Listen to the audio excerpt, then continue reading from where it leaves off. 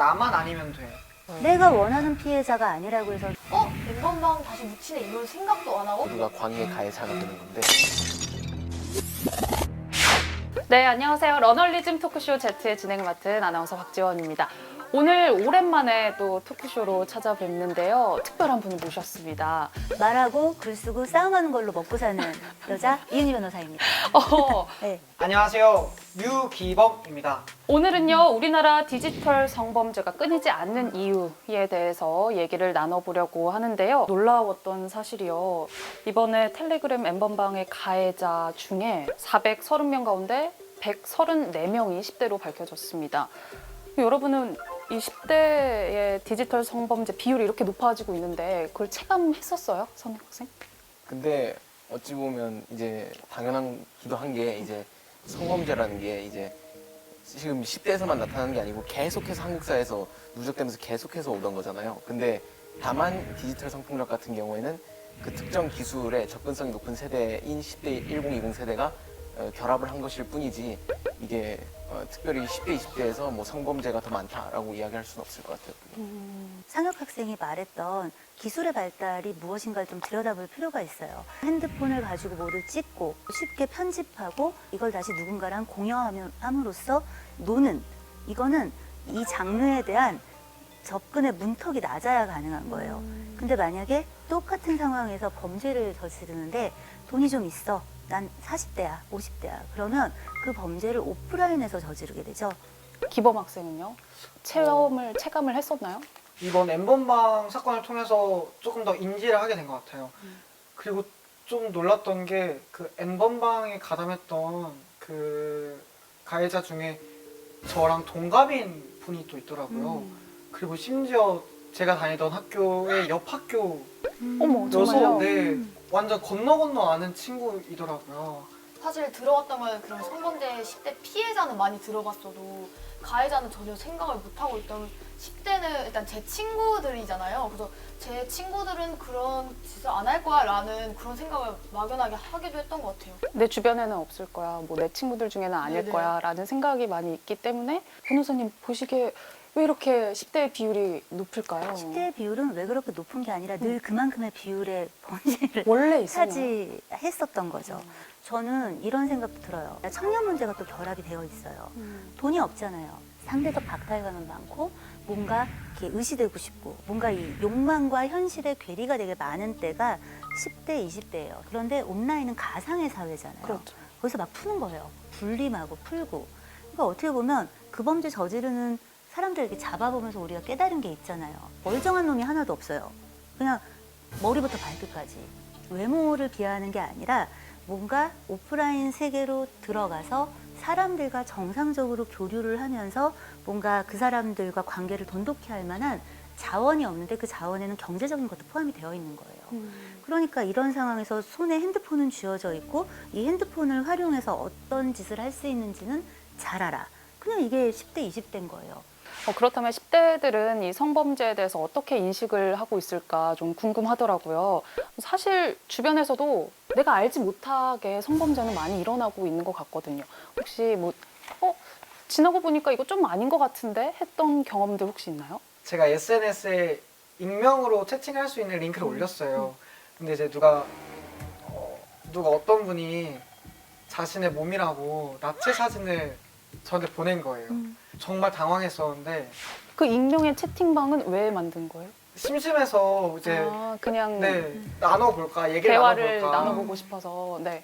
근데 또 이게 알고 보니까 저뿐만 아니라 많은 친구들이 이런 문제를 겪고 있고 또 익명으로 많이 성희롱도 당하고 있다 하더라고요. 이런 익명의 채팅방도 그렇고 그 아자르 앱 같은 그냥 화상통화, 랜덤 화상통화 그런 것도 학교에서 되게 친구들끼리 많이 하거든요. 근데 그런 걸 하면은 거의 한 번씩은 꼭 그런 분야에 막 그런 걸 보게 된다고 봐야 되거든요. 그리고 그거 말고도 그냥 친한 친구들끼리 하는 대화를 들어보면 서로의 몸 같은 거를 평가하는 그런 농담을 던지기도 하고. 근데 사실 그 친해서 하는 농담이니까 막상 당사자들끼리는 기분이 안 나쁘더라도 나중에 돌이켜보면 이것도 성희롱 아닌가? 이런 생각을 하게 되긴 하더라고요. 뒤늦게 이거 좀 아닌 것 같은데 라는 생각이 든다는 거죠. 네. 상혁 학생도 혹시 있나요? 사실 우리나라에 있는 단톡방 중에 상당히 많은 수의 단톡방이 저는 외모 평가로 점철돼 있을 거라고 저는 생각을 합니다. 특히 여성에 대한 외모 평가로 점철돼 있을 거라고 생각을 하는데 저 같은 경우도 그런 단톡방들을 많이 목격을 했고 근데 막상 이제 그걸 보면 그걸 지적하기는 쉽지 않은 거죠. 그렇죠. 그리고 또 내가 속해 있는 친구들, 친구 집단이다 보니까 나서서 막 야 이건 아닌 것 같아라고 말을 하기가 어려울 것 같아요. 혹시 또 주변에서 들었던 것들은 없나요? 이번에 텔레그램 사건에서 제 아는 선배가 피해자셨더라고요. 근데 이제 그게 그 익명 제보방 이런 거여서 네. 스스로가 피해자인지도 모른 채로 피해자였는데 그 사진을 올리신 분이 그 같은 동기였던 거죠, 학교에. 같은 학교. 네, 그러니까 친구가요? 친하진 않은데도 마주치는 그런 친구가 자신을 올렸던 거예요. 저에겐 되게 충격이기도 했었고 예전 중학교에서는 이제 여자 선배의 치마 속을 몰카를 찍다가 또 걸리고 근데 학교에서는 또 그걸 쉬쉬하는 분위기가 되고 학교에서 어떤 처벌이 안 이루어졌나요? 선생님들이 쉬쉬하는 분위기고 저도 소문으로 이제 야 이런 일이 있었대 근데 선생님들이 쉬쉬하고 있어서 이거 말하는 것도 들키면 안 돼 이런 식으로 듣고 그래서 결과는 어떻게 됐는데 보면 그건 몰라 애들 다 약간 이런 분위기더라고요. 정말 예상은 했지만 생각보다 우리 주변에 성범죄가 많이 일어나고 있는 것 같은데요. 친구들이 얘기해 줬듯이 왜 이럴까요? 가장 근본적인 원인은 저는 결국에 한국 사회에 있다고 생각을 해요. 전 세계 어디든 간에 대부분의 사회가 남성 중심주의적인 사회를 구성을 하고 있고 그런 사회 속에서 사실 젠더 권력이 작동하는 한 저는 성범죄를 없애기란 대단히 힘들다. 그래서 사회 구조 자체가 가장 큰 원인이고 그걸 해결해야 된다고 저는 생각합니다. 사회 구조 자체를 먼저 해결해야 된다. 연주 학생은요? 아 들키겠어? 이런 생각도 있을 것 같고 다 하는데 내가 한다고 나 혼자 들키거나 나 혼자 처벌받겠어? 이런 안일한 마음이 있을 것 같긴 해요. 지금 이제 연주 학생 얘기한 것처럼 이게 내가 뭐 이렇게 한다고 누가 알겠어? 혹은 누가 나한테 태클을 걸겠어? 혹은 나한테만 처벌을 하겠어? 다 이런 하는데 마음이 뭐 나한테만 뭐. 나만 아니면 돼. 혹은 제가 하는데 나라고는 안 되겠어? 라는 생각을 하는 분들이 좀 많은 것 같아요. 지금 얘기 들어본 내용들을 다 그대로 오프라인상으로 옮겨놓으면 제가 20, 30대, 1, 20대 겪었던 일들이에요. 회사를 들어갔더니 혹은 대학을 가가지고 동아리에서 이제 뭐 뒤풀이를 하고 모임을 해요. 네. 다 같이 여러 명이 모여가지고 앉아서 닌니난나 놀고 있는데 누군가 한 명이 저쪽에서 개소리 소리 하기 시작해요. 근데 이 사람이 선배야. 자, 그러면 내가 갑자기 기분이 나쁩니다. 얘기를 하는 게 쉬우냐? 어려워요. 어렵죠. 나한테 해도 말하기가 어렵고 남한테 하는 건 더 말하기가 어려워요. 결국은 문화의 문제인 거예요. 이제 이거 지켜보고 계시는 성인분들이라면 다 해본 경험일 거라고 생각해요. 오늘 우리는 디지털 성범죄에 대해서 얘기하지만 디지털 성범죄는 오프라인의 성범죄하고 별로 다르지 않은 것 같아요. 이런 또 익명성 있는 이런 공간이니까 좀 더 쉽게 일어나는 거예요. 얼마 전에 엠번방 사건 크게 터졌잖아요. 너무 어이가 없어가지고 진짜 여기가 탁 막히는 기분이었거든요.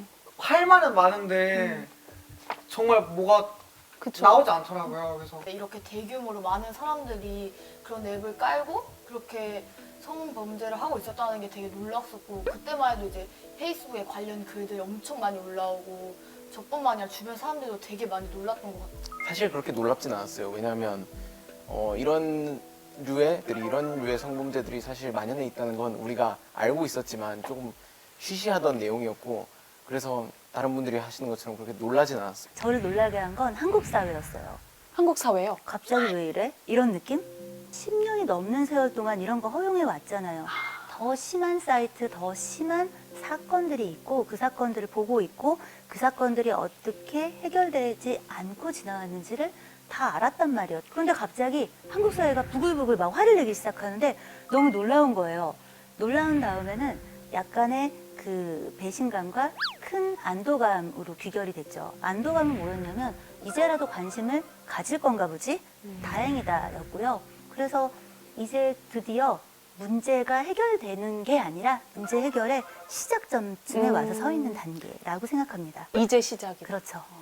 딱 엠번방 사건 터지고 가해자가 공개가 됐을 때 실제로 친구들이랑 어떤 대화를 주고받았어요? 아까 놀라웠다, 충격이었다 했는데 아까 말씀드렸듯이 그 엠번방에 가담했던 친구가 제 옆 네. 학교였어가지고 원래 얘가 좀 이랬던 애다 이런 식으로 말을 했던 것 같아요. 가해자에 대해서 친구들이. 네, 그렇죠. 저는 그 얼굴 막 공개되고 나서 친구들뿐만 아니라 막 그런 기사 같은 거 댓글 보면 아 역시 뭐 뭐같이 생겼다 그럴 만하게 생겼다 막 이런 댓글도 막 근데 사실 저는 또 그런 걸 보면서 그냥 어디서나 볼 수 있을 법하게 생긴 거예요.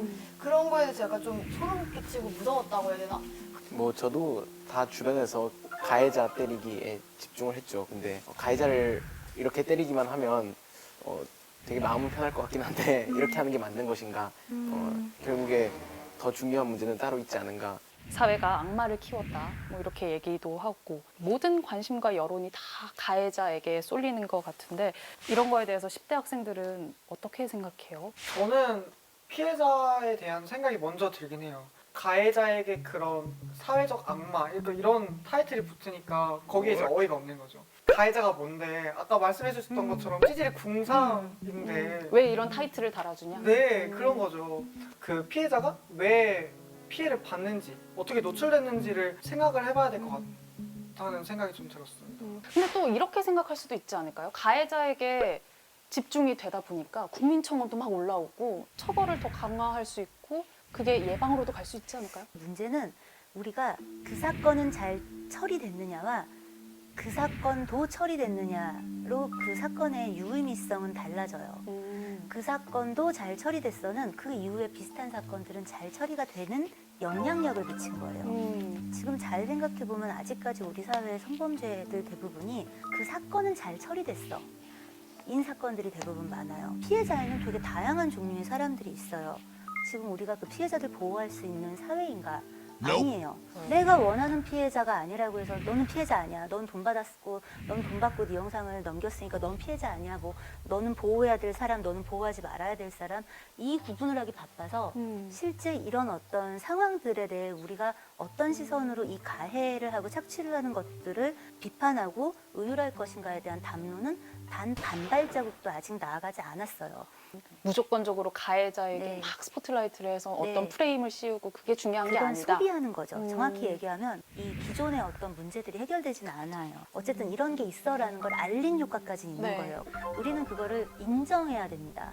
그리고 그거에 대해서 10대들에게밖에 또 희망을 걸 수가 없어요. 1, 20대이기 때문에 이 문제에 대한 목소리나 요구를 적극적으로 할 수 있는 계층이기도 한 거예요. 갑자기 책임이 막중해졌어요. 이제 내 책임을 떠넘기고 이제 그러네요. 집에 갈 거예요. 아직도 엠번방 얘기를 많이 하기는 하나요? 사실은 이제 점점 안 하죠. 여기서 이런 엠번방 얘기를 해가지고 다시 좀 생각하게 된 거지. 엠번방 다시 묻히네 이런 생각도 안 하고 또 새로운 얘기 나오고 이렇게 된 거지. 그러니까 그 엠번방 사건 이슈를 보면서 나나 내 주변 사람이 피해자가 될 수도 있겠어라는 생각을 이 엠번방 사건이 주기는 했나요? 네. 저는 누나가 2명이라 더 무서웠어요. 저희 누나들이 혹시 피해자이면 남동생으로서 내가 뭘 어떻게 해야 되고 이 누나들한테 뭘 제 남동생 절대 이런 생각 안 해요. 현실남매 할 수 현실남매요. 있죠. 아니에요. 절대 할 안 거예요, 해요. 할 거예요. 아 제발 그랬으면 좋겠습니다.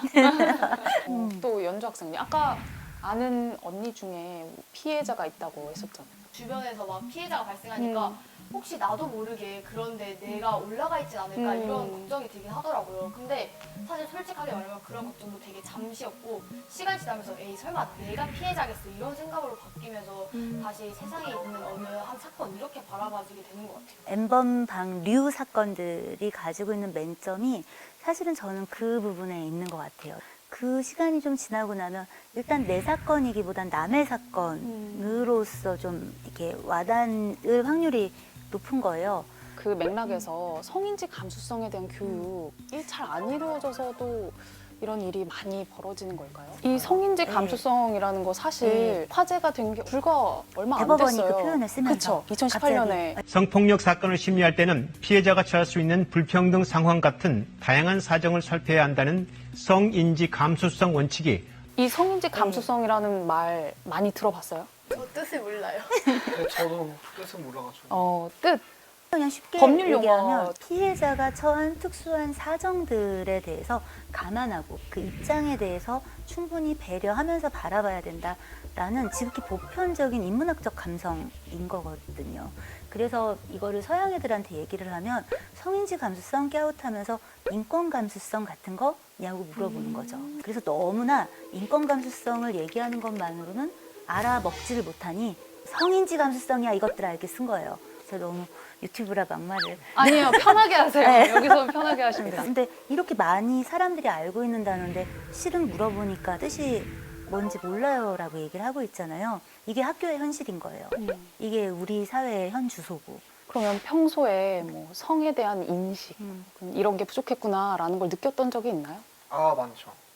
언제 느꼈어요? 제가 이제 여대 근처에서 알바를 하는데 네. 쇼컷을 하시는 분들이 몇몇 오세요. 근데 제가 무의식적으로 남성분이라고 생각을 하면은 여성분인 경우가 있더라고요. 그래서 그분들에게 굉장히 죄송했고 그렇죠. 머리가 짧으면 남자일 것 같다라는 그런 생각. 잘못된 생각. 그렇죠. 그리고 또 제가 친누나가 2명이 있는데 이제 누나들을 보고 자랐으니까 귀를 넘기는 이런 습관이 있었어요. 저는. 그래서 성격이 남고에서는 쉽게 보지 못하는 성격을 가지고 있더라고요. 제가 굉장히 막 여성스럽고 아 이런 단어는 좀 그쵸. 네. 네. 그래서 그 친구들이 저에게 막 성적 놀림을 한다든지 저도 아까 전에 기범 오빠가 말했던 것도 있는데 저도 여성스럽다, 남성스럽다 이런 단어 진짜 저도 모르게 많이 쓰는 단어들 표현이란 말이에요. 친구가 네. 예쁜 뭐 원피스 같은 거 입고 오면 야 너무 여성스러워, 야 진짜 예뻐 이런 식으로 칭찬하게 되니까 의문. 칭찬으로 했던 말인데도 이 표현이 맞나 이런 의문을 갖게 되는 거죠. 맞아요. 근데 뭐 저도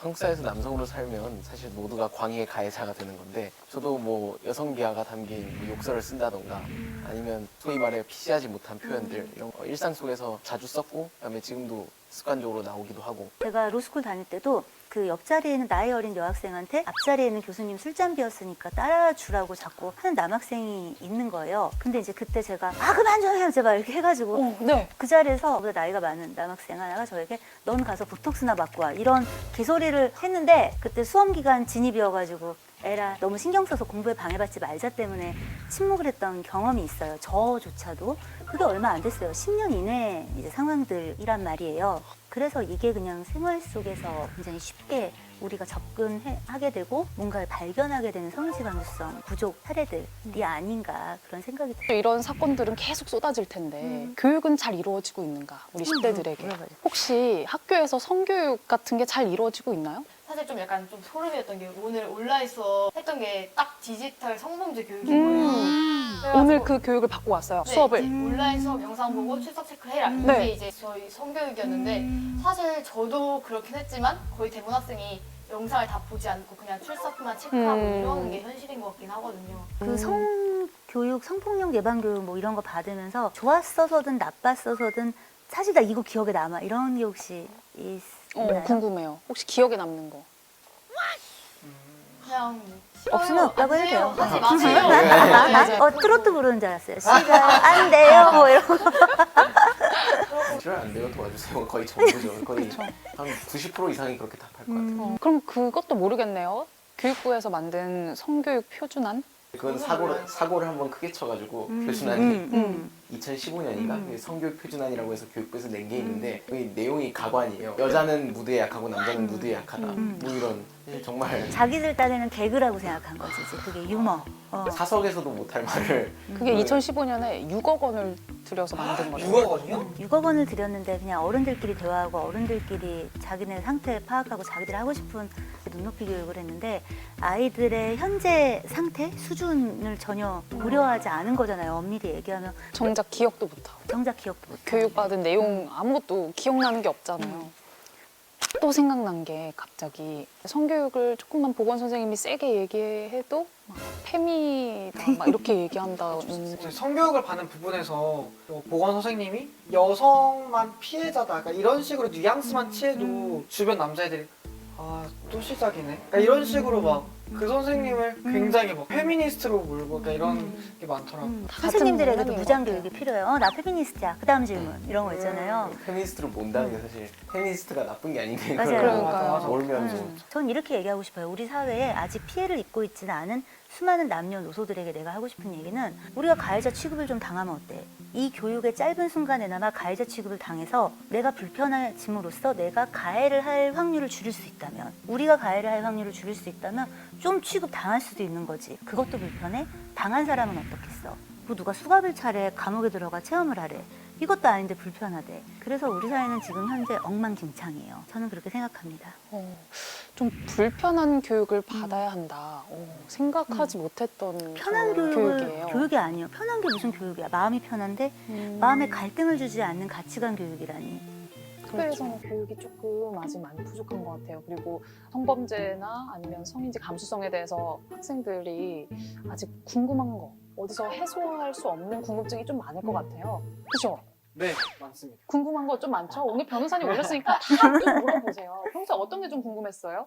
애들이 얼평이나 문평을 하는 그런 분위기였어요. 근데 야 니네 왜 얼평해? 야 니네 그러면 안 돼. 이런 식으로 장난을 이렇게 툭 던졌는데 제게 돌아온 대답은 야 다른 사람 다 해. 이거였단 말이에요. 그럴 때는 어떻게 해야 될까요? 알겠어. 근데 난 싫어. 아. 난 싫어. 우리가 내 얘기하는 거에 너무 부족하잖아요. 그러니까 맞아. 사회가 그 말하면 되게 튄다고 생각하고 모난 정이 돌맞는다고 얘기하잖아요. 맞으면 어때? 죽진 않아. 그 마인드 장착이 딱 돼서 그거 딱 보여주면 몇 번 하면 잘 안 해요. 연주는 센 거예요. 좋아, 하는 멋져, 스타일입니다. 매력적이야. 제가 그렇게 다른 사람이어서 했다기보다 나중에 했을 때 그 말을 안 한 거에 대해 막 괜히 찝찝하고 이럴까 봐 무서워가지고 약 칭찬했구나.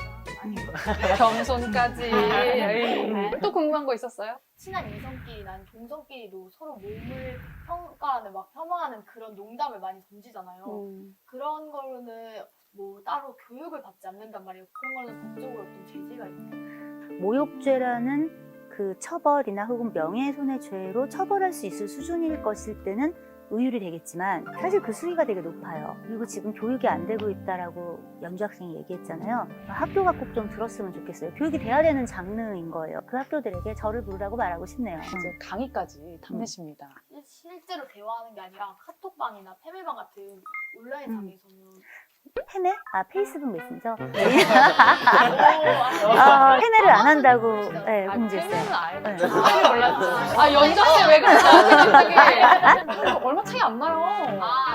단톡방이냐 이제 개인적인 메신저냐 같은 거에 따라 좀 달라요. 이상한 그림을 보내고 막 음란한 막 말들을 막 쏟아냈어. 그럼 처벌이 되겠지만 그저 뭐 외모 평가를 막 했어. 그런 것만으로는 뭔가 또 법이다 일일이 개입하기는 어려워요. 그 수준이 되려면 연주가 이상하게 문란해서 이런 짓을 했대. 만약에 이제 무슨 어떤 허위의 이야기를 막 했어요. 그럼 혹은 허위가 아니더라도 이 사람의 명예에 어떤 훼손이 될 만한 이야기를 했어. 허위 사실에 의한 명예훼손 같은 것들, 정보통신망 그 보호 관련된 법률이에요. 그런 걸로 처벌할 수 있어요. 하지만 여기 이때 다른 문제가 또 대두되죠. 너 우리 단톡방 어떻게 봤어? 이런 문제가 이제 개인정보보호법 관련돼서 또 문제가 될 수 있어요. 이때 희망은 그 선지자 한 명이에요. 이 사람이 내가 원하지 않는 어떤 것들을 듣게 됐어의 어떤 부분으로 문제 제기한다면 그 부분이 문제될 수 있는 수위가 또 어떤 문헌에 요구되는 것보다 조금 더 낮아요. 그런 방법들이 있지만 대부분 나쁜 애들은 나쁜 애들끼리 놀죠. 수학여행이나 그냥 반에서 핸드폰 같은 거 연결해가지고 애들끼리 장난으로 야동보다 야한 것처럼 이런 거 많잖아요. 그런 거는 뭐 범죄인가요? 함께 모여서 야한 동영상을 보는 게 범죄인가요? 그 성착취물, 음란물 뭐 여러 가지 말들이 막 있잖아요. 어쨌든 불법인 것과 아닌 것만 좀 구분이 됐으면 좋겠어요. 그게 뭔지 모르겠어요. 네. 어렵죠. 그래서 불법이 아닌 것들을 보거나 뭔가 내가 찍거나 뭐 하는 것까지를 다 국가가 의율하고 사회에 맞춰 살아야 된다는 생각 같은 건 세상 쓸모없다고 생각하고요. 그러니 불법과 비불법의 영역이 필요한데 여러분들이 본 영상이 거기에는 누구라도 모르고 찍혔다든가 혹은 원하지 않는데 찍히고 있는 것 같은 상황이 감지된다면 그건 불법일 확률이 거의 대부분이고요. 약속돼서 확인받았다면 그런 거라면 그냥 야동이라고 말해도 되는 것 같아요. 그래서 야동이니까 보면 안 되라고 얘기하기보다는 그것이 불법한 것인가에 대한 민감도를 좀 올리고 그게 불법한 것이라면 이걸 보는 나의 행위가 부끄러운 것이다라는 인식의 수준을 좀 올리는 게 필요하지 않겠나. 그러면 나도 네. 모르는 사이에 야한 동영상을 다운받았는데 처음엔 불법인지 몰랐어요. 네. 근데 보다 보니까 불법인 것 같아요. 그럴 때는 어떻게 해야 돼요? 우리 무책임한 소리는 그만하자라고 얘기하고 싶어요. 애초에 불법인지 아닌지 확신을 가질 수도 없는 출처라면 네. 불법일 확률이 있는 걸 알면서 하는 건 거잖아요. 난 몰랐어를 하고 싶은 거랑 네. 정말 모르는 건 다른 거예요. 어떤 출처 모르는 영상이면 불법일 수도 있다라는 고의를 갖고 있는 건데 법에선 이걸 미필적 고의라고 불러요. 제가 여러분 만날 때 삼풍백화점이 무너졌는데 그 사건 관계자들 처벌의 문제에서 나왔던 굉장한 법적 쟁점이 미필적으로나마 이게 뭐 사람이 죽을 거야까지는 아니어도 건물이 무너질지도 몰라라는 생각을 했느냐, 그러면 살인의 고의가 인정되는 거고 그게 아니라면 인정이 안 되는 거다 때문에 굉장히 갑론을박이 있었어요. 그 불법 동영상 문제에서 굉장히 많은 사람들이 저에게 N번방 사건이 터진 이후로 문의를 해와요. 모르고 다운을 받았다면, 나도 모르게 뭘 클릭을 했는데 뭐 저장됐다면 피싱 같은 게 와가지고 문자나 뭐지 하고 눌렀는데 뭐가 다운이 됐어, 이런 거는 어떻게 뭐 제어할 수 있는 게 아니니까. 하지만 애초에 몰래 들어가야 될 것 같은 어떤 사이트에 들어가서 뭔가를 다운로드 받을 때는 그 영상이 불법일 수도 있다라는 거 어느 정도는 예상은 하는 거잖아요. 그러면서 뭘 모른 척들을, 그런 부분을 좀 엄단해가는 노력이 사법기관에 좀 필요하다고 지금 생각하는. 더더군다나 N번방 사건 같은 경우는 몰랐다고 할 수가 없는 그럼요. 거잖아요. 사실 근데 상업 포르노 같은 경우에도 모두가 그런 건 아니겠지만 대부분이 사실 굉장히 남성 중심적인 맞아요. 서사를 담고 있고 폭력적이기까지 하고 그런 경우에는 사실 상업 포르노를 시청하는 것조차도 이런 여성 혐오 문화나 아니면 남성 중심 문화를 더 강화하는데 역할이 있지 않나. 그래서 그런 생각들을 사람들이 막 많이 나눴으면 좋겠어요. 그래서 스스로 그거를 지양해야 되는 거지, 그걸 법으로 의율해야 되느냐가 다른 문제라는 거죠. 그런 걸 막 보고 소비하고 뭐 이런 사람들, 없는 사람들 사회 속에 살고 싶어요. 그런데 그거는 내 욕구고 내 마음인 거고, 모두가 내 마음과 같아야 된다라는 것도 어떻게 보면 폭력이잖아요. 그래서 비록 굉장히 여성에 대한 폭력적이고 여성 혐오적인 시각을 담고 있다 하더라도 그걸 지양해야 한다라는 가치관을 나누는 게 중요한 거지, 그걸 법으로 의율하는 것이 능사하냐면 몰래 하겠죠. 그럼 더 몰래 하고 더 못돼 처먹게 굴고. 그래서 못된 것들은 못돼 처먹은 시선을 당하는 걸로 사회가 이렇게 부끄러움을 주는, 그럴 때 사회의 어떤 수준은 올라가는 게 아닌가라는 생각이 들어요. 그 뭐 N번방 방지법이라고 소위 묶여서 네. 나온 법들 중에 온라인 사업자에게 이런 걸 선제적으로 삭제하도록 하는 그런 내용이 있지 않았나요? 이게 기억이 잘 안 나서. 몇 가지 문제가 있어요. 국가가 해야 될 부분이 있고 그 사업자들에게 줘야 될 짐을 명확하게 규정해서 줘도 이걸 제대로 활동 말동한데, 이걸 그냥 무작정 다 니네가 알아서 처리를 좀 해줘야겠어, 이건 되게 이상한 거죠. 그러면 온라인 사업자 입장에서 어느 부분까지를 손대야 되느냐의 문제가 생겨요. 누군가 그 온라인 사이트 안에서 자기 개인 이제 계정이 있는데 거기에 저장해 놓은 거 확인해야 되나? 그거 확인 안 하고 있다 거기서 대량 방출되거나 해킹돼가지고 하면 그럼 이제 이 사업자가 책임을 져야 되나? 이런 문제들이 계속 파생이 될 거예요. 법을 적용하는 입장에서는 또 보수적이 돼요. 보수적이 되면 무슨 문제가 생기냐면 진짜 처벌해야 되는 부분에 대해서 또 안일해져요. 그냥 다 처벌 안 하는 방향으로 사문화돼요, 법이. 그래서 지금 그런 경우에도 지금 현재 가야 될 길이 멀다. 되게 N번방 해가지고 막 박사, 조주빈 이런 가해자들이 되게 뉴스에 많이 나오고 처벌에 관한 얘기도 많이 나왔잖아요. 유명해진 그런 사람들 말고 그냥 시청한 다른 가해자들은 다 잡히고 처벌받을 수 있는 건지도 궁금하고. 현실적인 대답을 원해요? 네. 현실적으로 본 사람들을 다 처벌할 수 있을까요? 봤다고 처벌할 수 있을까요? 왜냐면 이 안에서 그게 어떤 영상이었는지의 문제가 있는데 여기 영상물 100%가 불법이야, 다 피해자야, 지금 이렇게 얘기 안 했잖아요, 수사기관과 사법부가. 그러면 그 방안에 들어가 있었다는 것만으로 처벌을 할 수 있겠는가? 우리 법 어디에 근거해서 그걸 할 수가 있지? 문제가 또 남아요. 이게 아동 청소년 성착취물이라는 걸 알면서도 저기 돈을 내고 적극적으로 다운로드 받고 여기 이 방이 유지되는 거에 기여했다든가, 그거 다운 받아가지고 자기가 소장하고 있다가 걸렸다든가, 그러니까 이제 그런 것들이 필요한 거죠. 그런 걸 구별할 수가 있어요. 결국은 그 방의 대화 내용은 기초돼야 되겠죠. 사실 뭐 그 각종 방들이 있는데 그 방에 있는 내용들을 싹 다 입수할 수 있느냐, 애초에 그거 자체가 가능한 것이냐의 문제가 남으니까 아까 제가 현실 인식이 중요합니다. 조명판은 켜졌고 우리가 할 수 있는 건 상당히 미미해 라는 거를 우리가 알게 된 첫 발자국이라는 걸 우리가 기억할 필요가 있어요. 그래서 왜 이거밖에 해결을 못해 이게 아니라 이만큼이라도 해결이 됐어야 되는데 못했던 그 아쉬운 지점들을 보면서 그거를 채워나가는 노력을 해달라고 목소리를 내야 되는 거예요. 구독 꾹, 좋아요 꾹, 알림 설정까지.